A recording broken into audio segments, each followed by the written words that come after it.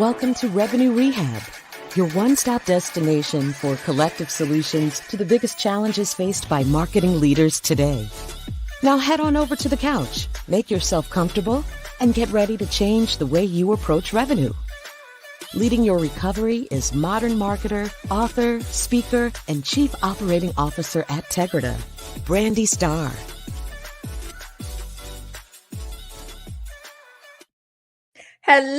Hello, and welcome to another episode of Revenue Rehab. I am your host, Brandi Starr, and we have another amazing episode for you today. I am joined by Angela Frank. Angela is a fractional CMO with a decade-long track record of generating multi-million-dollar marketing revenue for clients.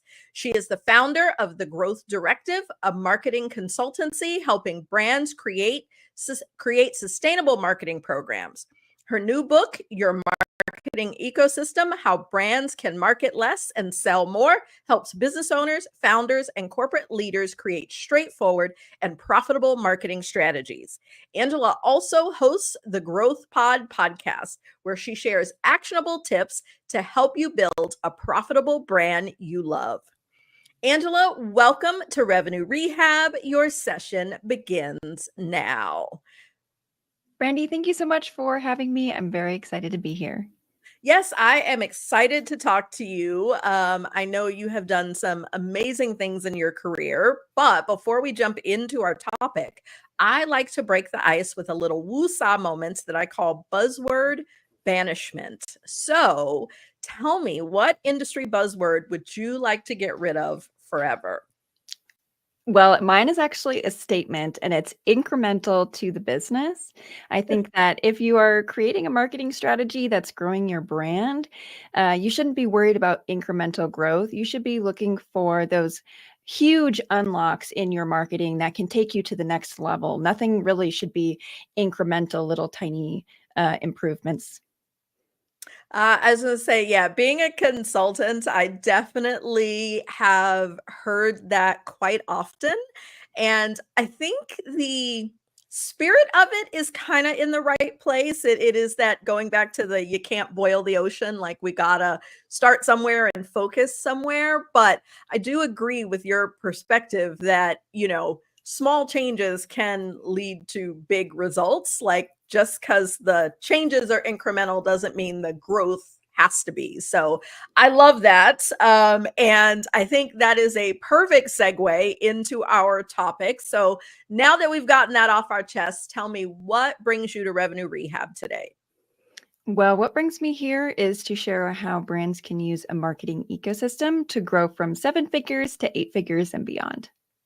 Awesome. Yeah, I think there is, you think about growth of businesses, there is that period of like there's those different milestones of like, there's the first getting to 1 million, then there's getting to the 10 million, and there's all these different levels. So going from that 7 to 8 figures is, definitely a hurdle. And a lot of people, do take it in very small increments to play on the buzzword.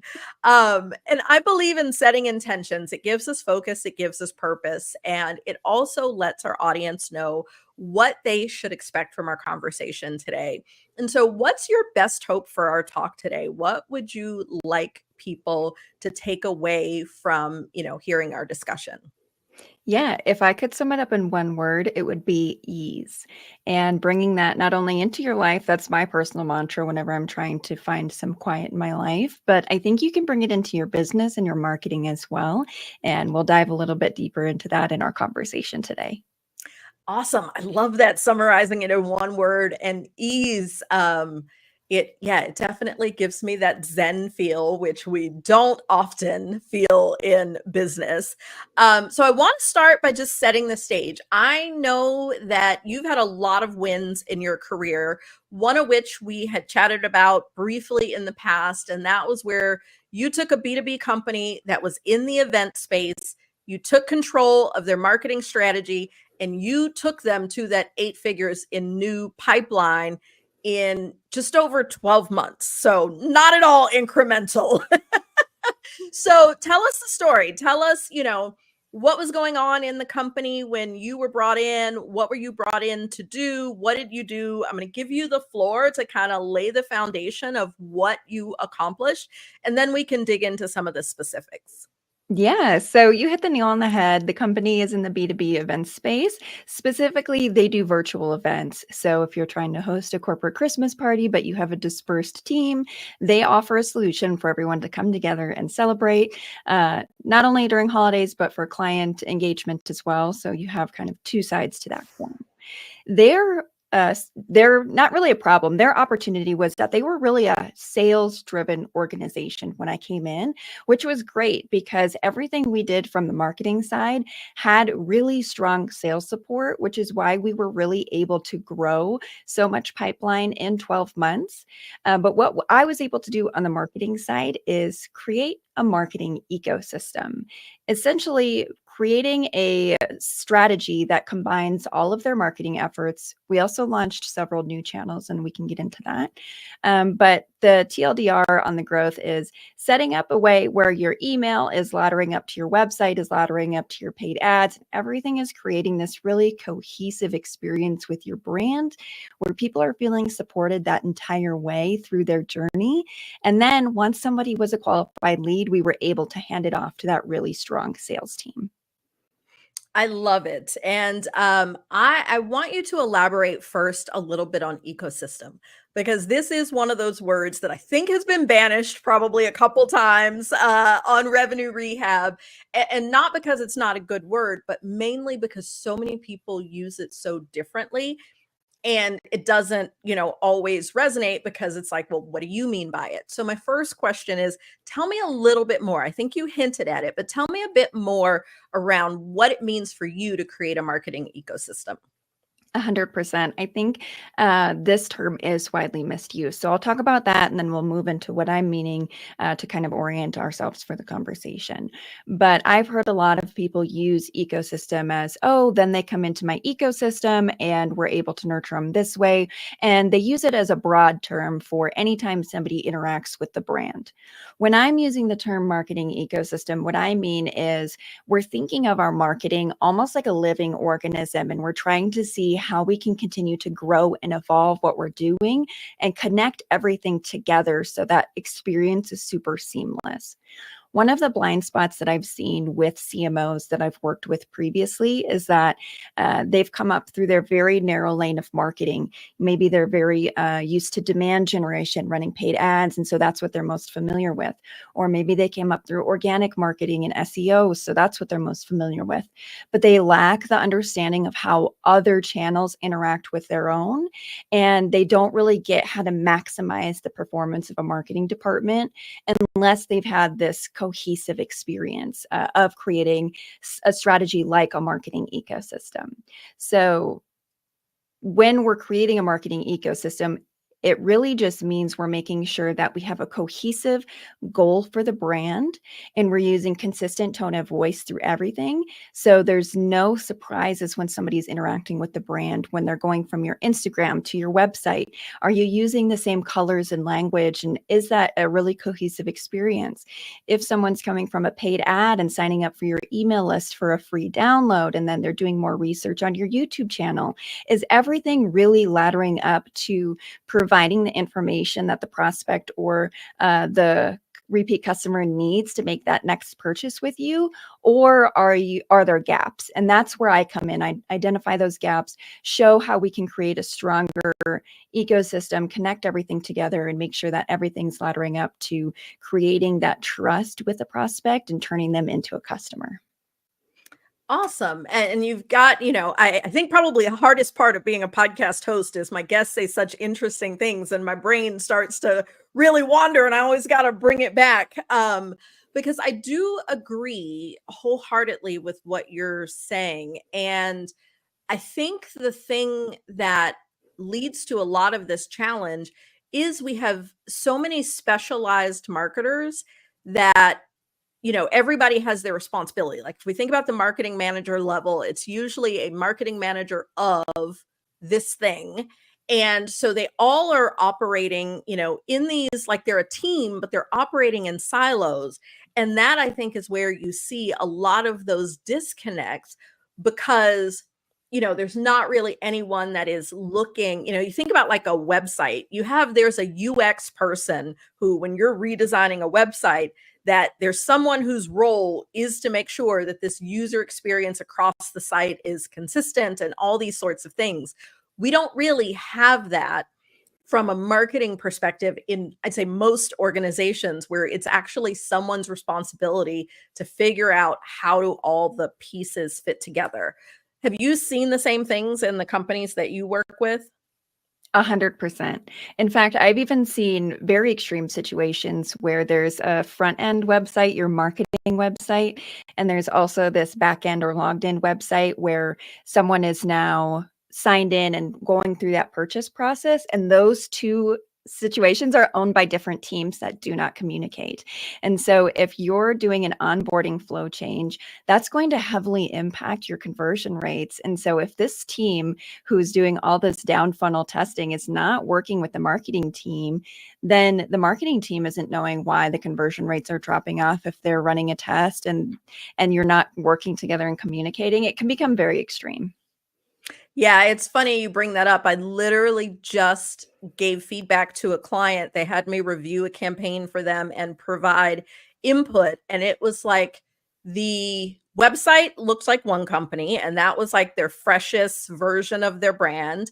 When you downloaded, whatever the thing was, you got emails. The emails used a completely different design. And then there was this free trial. And when you log into the trial system, it didn't even look like the same company. I mean, it was literally, and I was like, okay, somebody's got to start talking to each other, because I feel like I'm interacting with three different companies. And that's just downloading a white paper, getting some emails, and signing up for a trial. Like, I haven't even seen what happens when I actually log into the product. And so I do agree that that is like taking that ecosystem approach. You start to really make sure that you are thinking about the whole more than thinking about the pieces. 100%. And I actually love that you bring that up, because something that I like to share a lot about is this concept of creating psychological safety with your marketing, which is a term I've borrowed from behavioral psychology, making sure that you're fostering a strong team environment. So if you're trying to foster a strong team environment and someone comes to you and says, I messed up, and you say, well, you're, on probation, you have a lot of trouble coming, you're going to have to clean this up. They're not going to come to you next time they make a mistake. They're going to hide it, and it's going to become this big problem later on. Whereas if you say, okay, I thank you for sharing this, let's figure out how to work through it together, that's a lot more of a positive experience. And so just like you were saying, Brandi, when you have this disjointed experience from downloading a white paper and receiving emails that look different, and the logged in experience looks different, then you're creating this moment of doubt in somebody's mind where they're not feeling secure in this transaction that they're making with your brand. Something feels off. And so you're not rewarding their experience interacting with your brand. And so they don't really have a reason to continue interacting with your brand. It doesn't make sense. It doesn't all work together in their brain. I love that as well. Like we talk a lot about psychological safety just internally, and making sure that we create a culture that does foster that, so that everyone, feels like, they belong, and they can have the freedom to, not, freedom's not the right word, but they can make a mistake and don't, feel like they're going to get their hand slapped or whatever.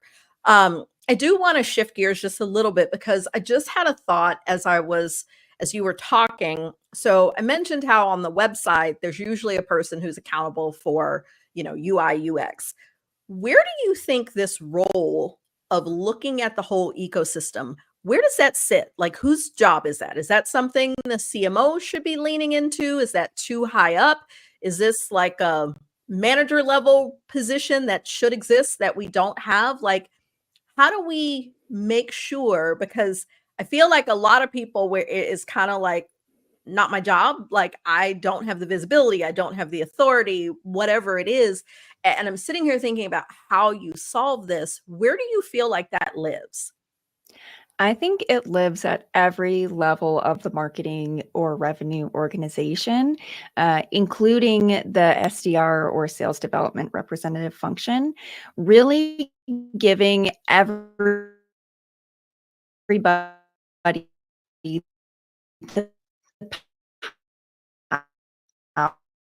power to make sure that what they're doing in their role is working with. Oh, I Yep, I think can I hear you got well. disconnected there. Can you hear me? All right. Great.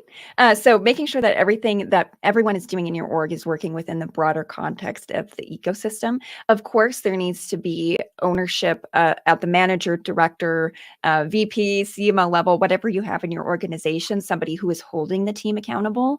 But when I come in and work with an organization, my role is to empower everyone and say, I know that you own email and that has been your silo, but what you are able to do in this position when you are working with paid ads, making sure that the campaigns make sense given the context of where they're coming through, making sure that it makes sense given the context of how somebody is interacting with the user experience on the site, you're going to be so much more successful in your role and what you're doing.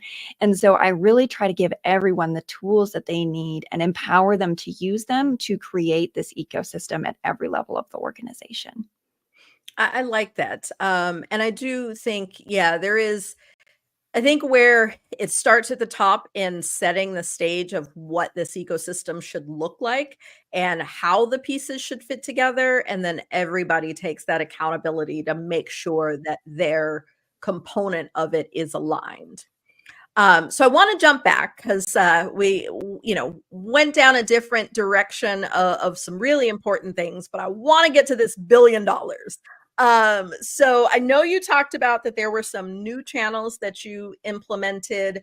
Talk to me about what you did when you came in. Like, how did you move, with such, I mean, because I would consider, getting to a billion in pipeline in a 12-month period rapid growth and not incremental. So tell me more about what you did, what you rolled out new. Give us a deep dive. Yeah. So when I came in, there was one person really sitting in a marketing chair as a graphic designer who also owned the email function.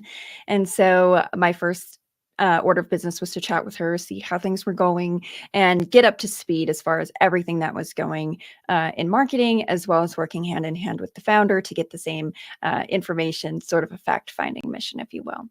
The next thing is that I needed to identify people on the team who we could move into marketing chairs and have them more solidly own a marketing function, as well as creating a new SDR function to support the lead volume that we were getting. After that, we had the team, we had the way to nurture the leads and move them over to the robust sales team that already existed. We needed to sit down and figure out where our next lowest hanging fruit is. So for us, it was a complete website rebuild. The website was uh, really quite old. It was built in Wix and the user experience was really lackluster. And so we built a whole new website. We added a bit of an e-commerce function where repeat customers wouldn't necessarily need to go through an AE. They could just reserve their dates online and go through because they already understood the flow. And so that was really instrumental, first starting with that website rebuild. Then we built out we built out email to support that at the same time, really reworked the email strategy. The graphic designer had so many projects on her plate. She really needed that partner and strategy for what emails made sense to send out when. Were we really needing to send 2 emails a week, or could we send one super high value email per week?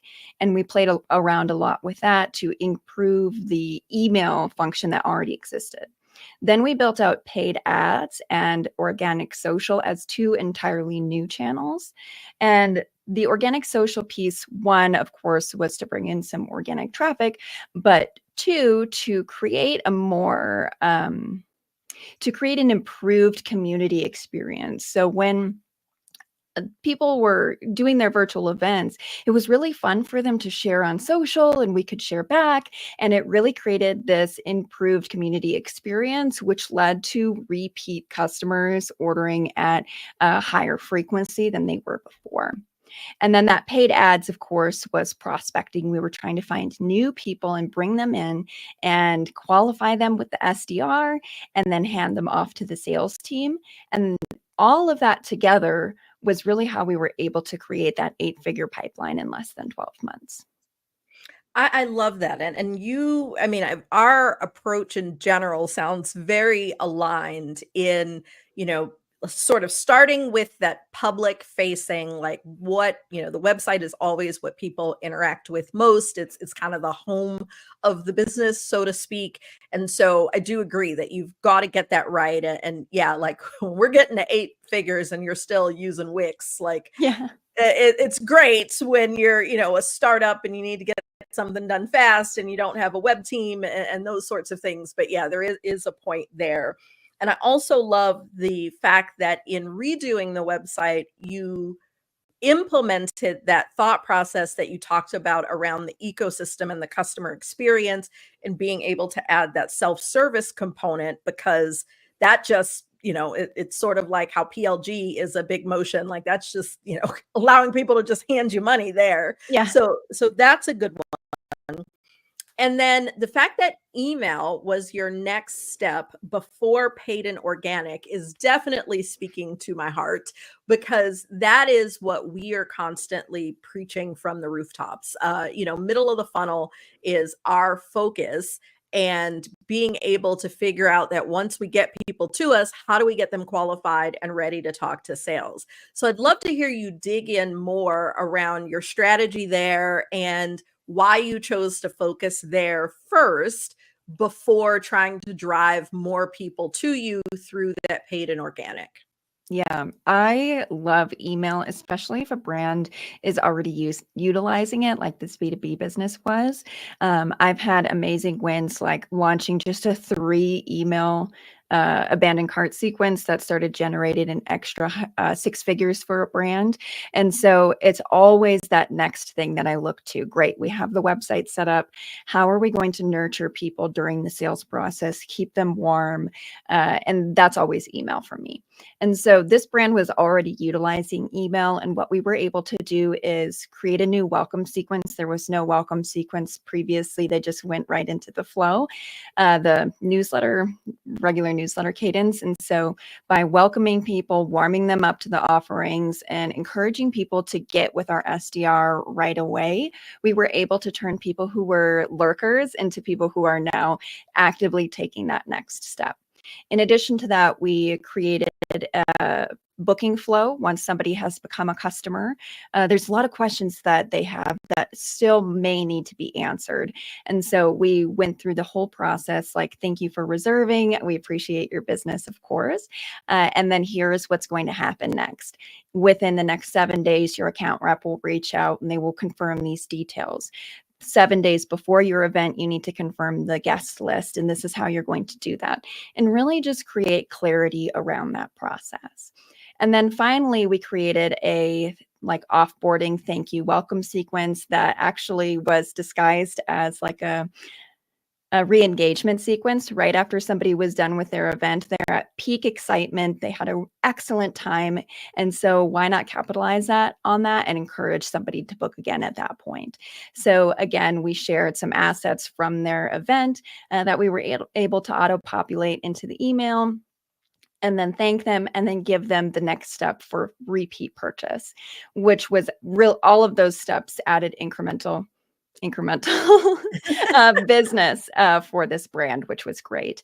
And so really just by maximizing all of these automations, these things all ran on autopilot, we were able to create more pipeline for the brand with really minimal effort. There was no, repeat elbow grease that needed to go into it after these things were set up. Of course, you can tweak and improve over time, but really that automated part of it is one of the reasons why I love utilizing email as that next best opportunity after the website.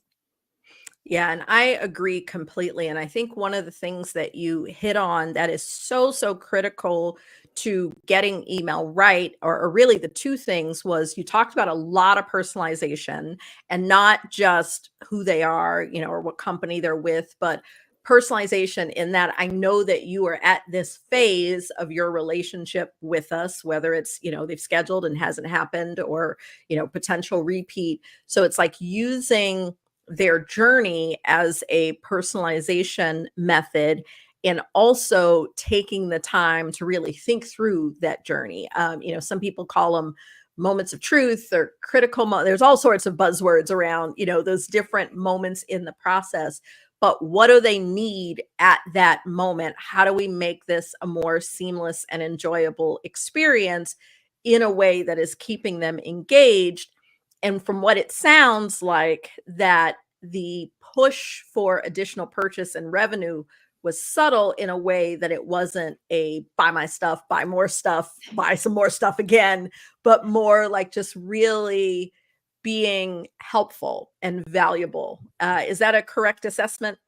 Absolutely. Everything that I do for marketing is trying to come from this really genuine standpoint. Like, for repeat purchases, for example, like, you might be loving your experience, you had a great time, and you can actually save a little bit if you book your next amazing experience. And you can actually reserve, for the holidays now in July, because our holiday dates book up really fast. So wouldn't you want to book now? And really creating that two-way dialogue that, we're here to help you. That trust with the brand, it almost goes back to that psychological safety. If people are feeling like you're trying to jam sales down their throat, and you're just trying to make that next buck, they're not going to like that. And so why not come from this genuine place of, we genuinely want to help you. We know that you have business objectives, and this event was helping you accomplish that. And so let's keep this momentum going. Let's get your next one on the books. Let's keep growing your brand, and always coming from this place of, we want to help you achieve whatever your brand is actually created to help somebody achieve, is going to be really great in your marketing. Awesome. Well, the last topic I want to touch on is jumping back to something you said close to the beginning. And that's where you talked about some of the CMO blind spots. And, most of our audience is CMOs, VPs of marketing, folks who have been in their roles for quite some time. And we do all come up through the ranks generally in a particular, area of marketing that we focused on. Many of us, like myself, have had the benefit of working in different sort of specialties. But I want to hear you talk more about that blind spot and how, not necessarily just this case study, but in, I know you work with lots of companies, in what you're seeing and how that blind spot plays out, that hinders CMOs from achieving the kind of results you just described. I think the blind spot is operating from this siloed perspective. I think that working in different specialties and getting more of this generalist approach can help eliminate that blind spot, as can, like, owning a business or being an entrepreneur, because you're forced to think on every level and really understand how things connect together. So if you are realizing that, you came up through your individual silo in marketing, and you don't necessarily have exposure to all of these other specialties, I always encourage people to just spend a day shadowing someone in their role, really learning the ins and outs of, the email marketer, if you've always done paid or demand gen and you've come up through that silo, and then shadow the UX person and shadow all of these people. Don't just speak to them in your one-on-ones because they're, trying to make sure that they're presenting themselves in the best light and making sure that whatever they're doing is laddering up to the growth goals of the organization. But when you shadow, you can see this is how somebody is actually queuing up the email and sending it out. And these are some of the processes that they have to work through. And you're really understanding at a fundamental level what they do each day.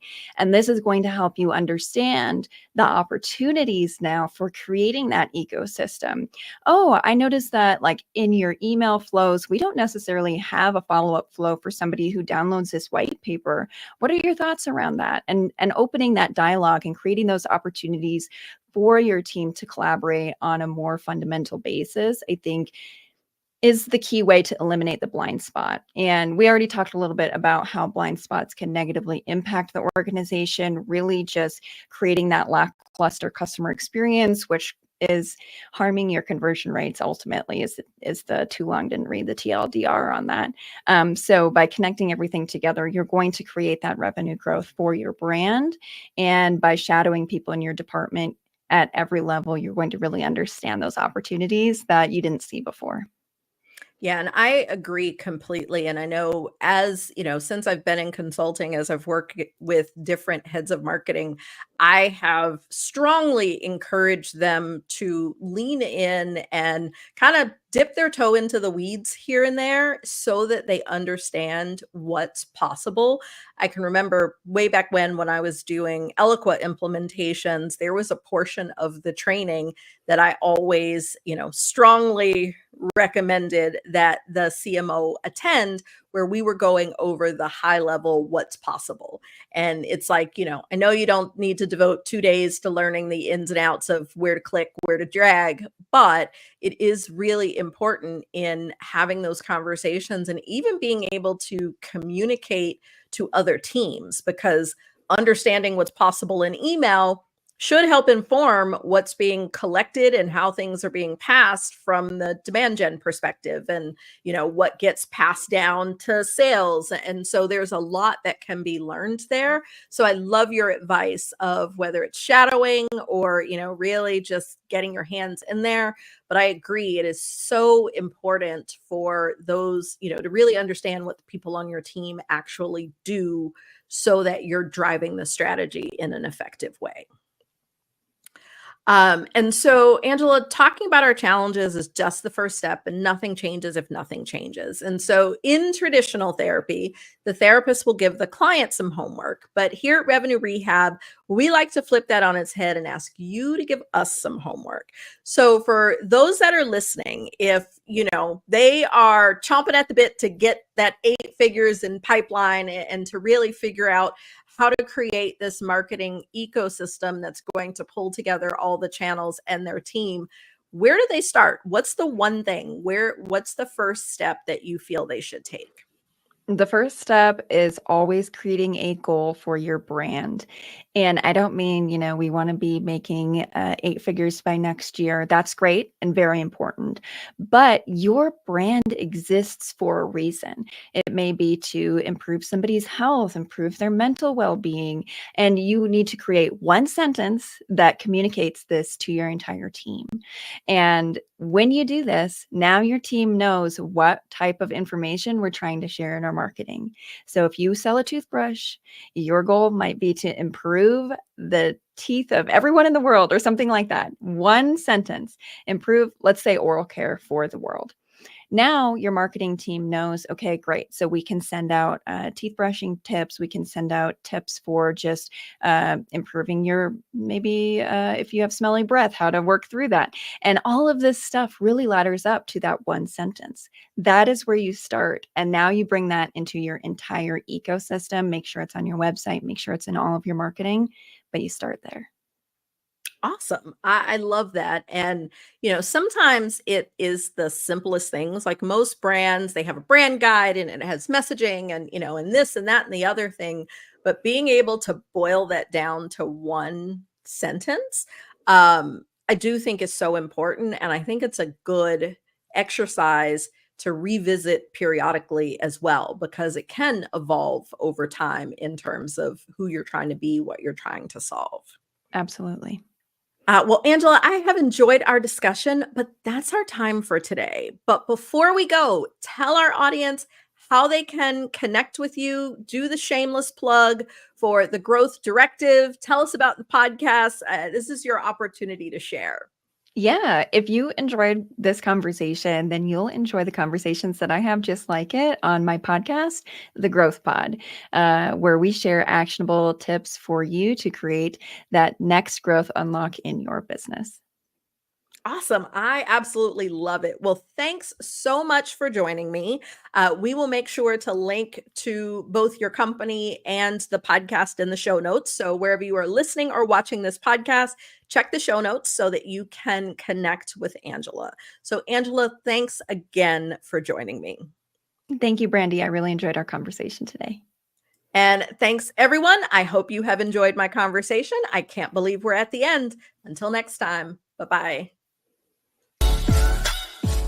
You've been listening to Revenue Rehab with your host, Brandi Starr. Your session is now over, but the learning has just begun. Join our mailing list and catch up on all our shows at revenuerehab.live. We're also on Twitter and Instagram at Revenue Rehab. This concludes this week's session. We'll see you next week.